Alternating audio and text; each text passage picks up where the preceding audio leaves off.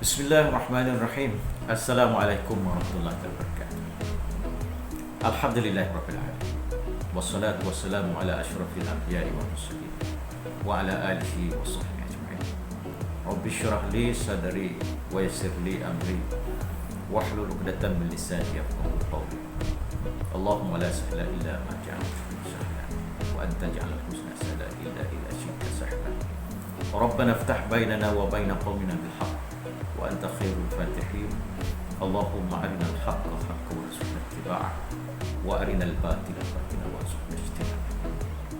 Alhamdulillah, kita marilah sama-sama bersyukur kepada Allah Subhanahu wa taala kerana kita dapat kesihatan diberikan oleh Allah Subhanahu wa taala, dan juga kita mendapat peluang serta masa untuk kita dapat melakukan ibadat kepada Allah Subhanahu wa taala di bulan yang mulia ini.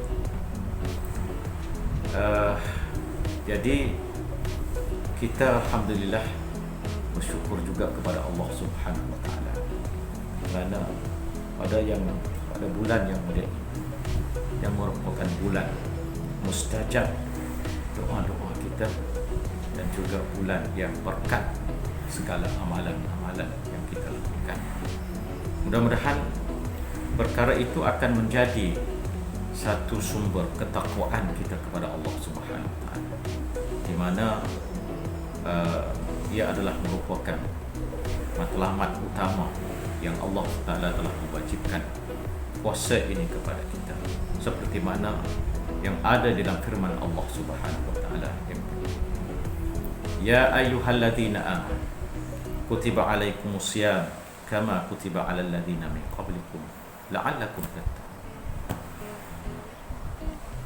Wahai orang-orang yang beriman, diwajibkan ke atas kamu puasa ini seperti mana telah diwajibkan oleh Allah Subhanahu wa taala pada umat-umat yang terdahulu, pada kaum yang terdahulu. Dan kewajiban ini diwajibkan ke atas kamu dan juga kepada umat-umat yang terdahulu. La'allakum tattaqun. Mudah-mudahan kamu bertakwa kepada Allah Subhanahu wa taala. Sidang penonton dan juga pendengar yang dihormati sekalian, ibadat puasa yang kita lakukan ini sebenarnya bermotifkan ataupun bertujuan takwa. Itu adalah merupakan perkara utama yang Allah SWT nyatakan di dalam Al-Quran itu. Cuma dalam kehidupan kita ini, takwa di dalam bulan puasa yang dikehendaki oleh Allah Subhanahu wa taala ini meliputi ketakwaan itu bukan sahaja tertentu kepada pembangunan diri semata-mata melalui amalan-amalan yang kita lakukan, yang berupa maknanya amalan pembangunan diri ataupun amalan-amalan ritual yang boleh meningkatkan kerohanian kita semata-mata dengan melalui solat sunat, melalui bacaan Al-Quran, zikir dan juga sebagainya.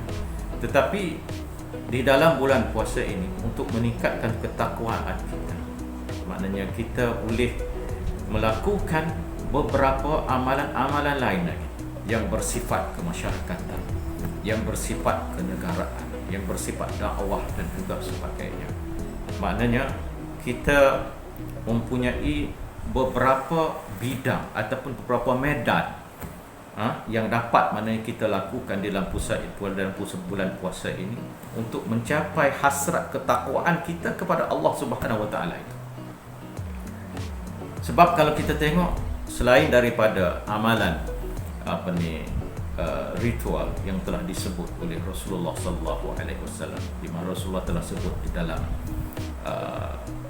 dalam hadisnya, man shama ramadhana imanan wa ihtisaban ghufira lahu ma taqaddama min dhanbi. Sesiapa yang berpuasa dengan penuh keimanan dan juga penuh pengharapan kepada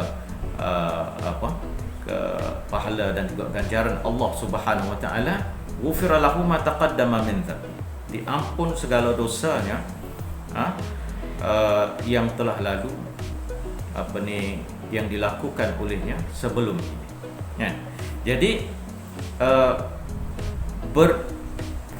melakukan amalan puasa dengan penuh keimanan, dengan penuh kepatuhan, dengan penuh ketaatan, dengan penuh rasa bertanggungjawab terhadap Allah Subhanahu Wa Taala yang telah mewajibkan amalan puasa ini, dan kita juga mengharapkan ganjaran pahala Allah Subhanahu Wa Taala. Mudah-mudahan Allah Taala mengampunkan dosa-dosa kita yang telah lalu. Ini adalah merupakan satu ritual yang maknanya kita mengharap daripada Allah Subhanahu Wa Taala. Jadi kita telah melakukan puasa ini, menjaga puasa ini seperti mana tertib-tertib puasa yang telah dijelaskan oleh Rasulullah sallallahu alaihi wasallam dalam hadis-hadisnya yang lain, dan begitu banyak yang perlu kita lakukan. Maka itu adalah merupakan ritual yang boleh meningkatkan, yang boleh membangunkan diri kita, di mana pembangunan diri kita di sini akan membentuk ketakwaan kita kepada Allah Subhanahu Wa Taala. Tetapi bukan setakat itu sahaja. Kita hanya memperelokkan puasa kita ini setakat untuk membangunkan diri sahaja. Tetapi ada amalan lain yang perlu kita lakukan di dalam bulan puasa ini, untuk maknanya kita membentuk ketakwaan kita kepada Allah Subhanahu Wa Taala di medan yang lain pula. Bukan hanya medan untuk pembangunan diri, tetapi medan kemasyarakatan, di mana kita tengok maknanya dalam hadis Rasulullah sallallahu alaihi wasallam pun ada sebut maknanya yang berkait dengan dengan kemasyarakatan ini, iaitu Rasulullah sallallahu alaihi wasallam menyebut man lam yada' qaula zur falais wal amala bih falaisa lillahi hajatun an yada'a ta'amahu wa syaraba. Sesiapa yang tidak meninggalkan kata-kata keji dan beramal dengan kata-kata keji itu pula, falaisa lillahi hajatun an yada'a ta'amahu wa syarabahu, maka Allah Subhanahu Wa Taala tidak menghendaki, tidak berhajat pun kepada dia supaya dia meninggalkan makan dan juga minumnya. Maknanya puasa yang dilakukan tidak memberi erti apa-apalah. Dan ini adalah merupakan satu amalan yang berkaitan dengan komunikasi kita terhadap masyarakat, di mana makna kita tidak boleh berkata keji kepada orang lain, di mana kita perlu mengekang diri kita ini dari menyebut perkata-perkata yang tidak baik terhadap orang lain.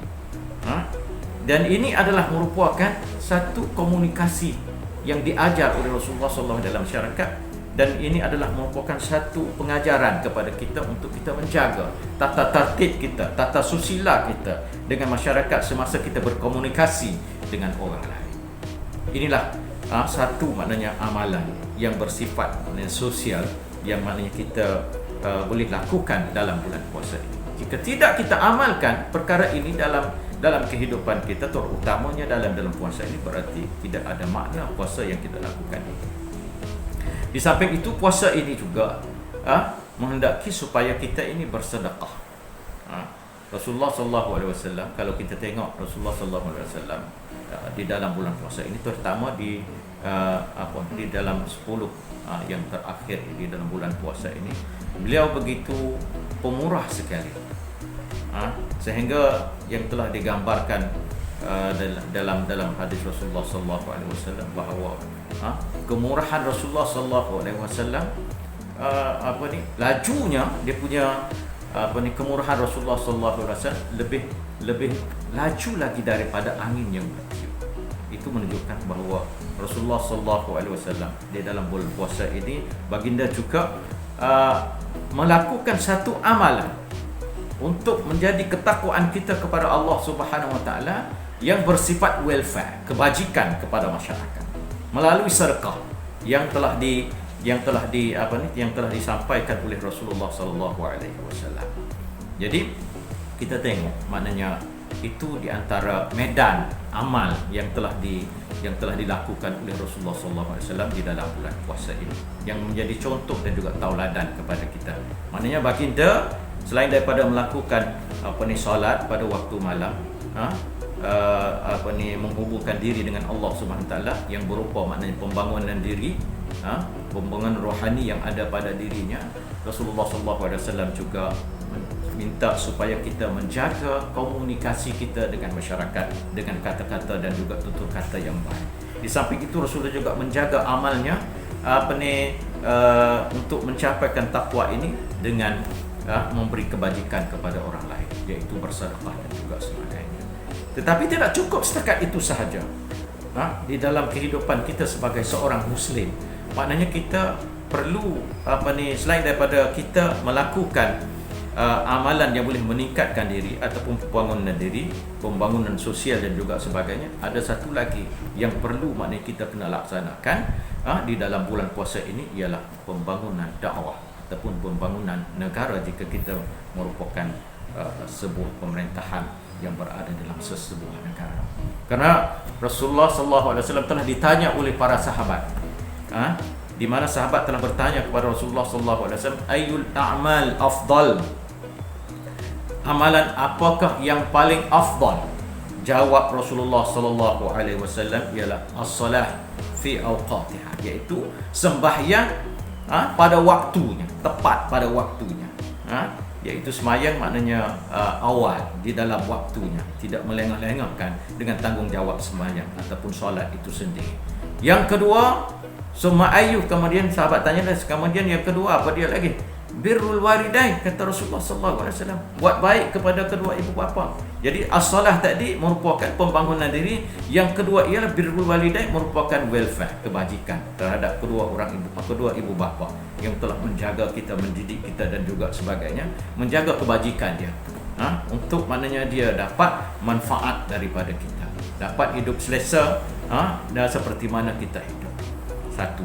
Dan yang ketiga ialah sahabat bertanya lagi, summa ayu, kemudian apa lagi?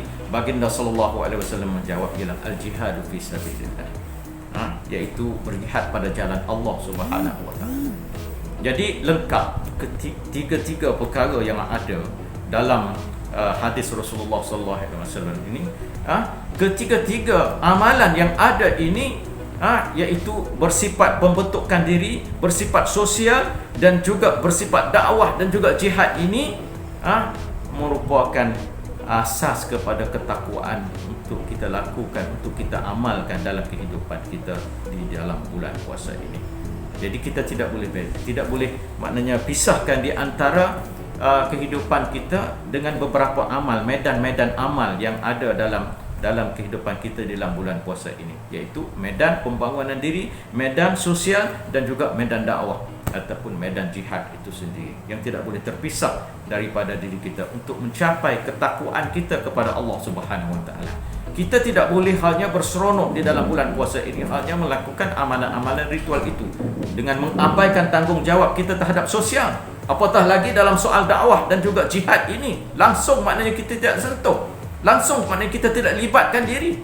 Kita hanya berseronok, bersedap-sedap dengan amalan ibadat seperti mana yang kita lakukan, seperti mana yang dilakukan oleh para rahib yang begitu tekun melakukan ibadat dalam dalam pusat-pusat ibadat mereka. Kerana agama kita tidak seperti itu. Agama kita seperti mana yang telah ditunjuk oleh para sahabat, mereka adalah ruhbanul lail wa fursanun nahar. Mereka itu adalah merupakan rahib pada waktu malam, dan juga mereka merupakan penunggang kuda, pejuang pada siang hari di jalan Allah Subhanahu wa taala. Jadi inilah maknanya pada hari ini kita tidak boleh lagi menjadi di dalam bulan puasa ini, tidak boleh lagi menjadi seperti mana para rahib dalam untuk mencapai ketakwaan kita kepada Allah Subhanahu wa taala. Di mana kita perlu mencapai ketakwaan kita dalam bulan puasa ini ialah melalui pembangunan dari kita, pembangunan sosial dan juga dakwah, itu tidak terpisah di antara satu sama lain. Wabillahi taufiq wal hidayah. Wassalamualaikum warahmatullahi wabarakatuh.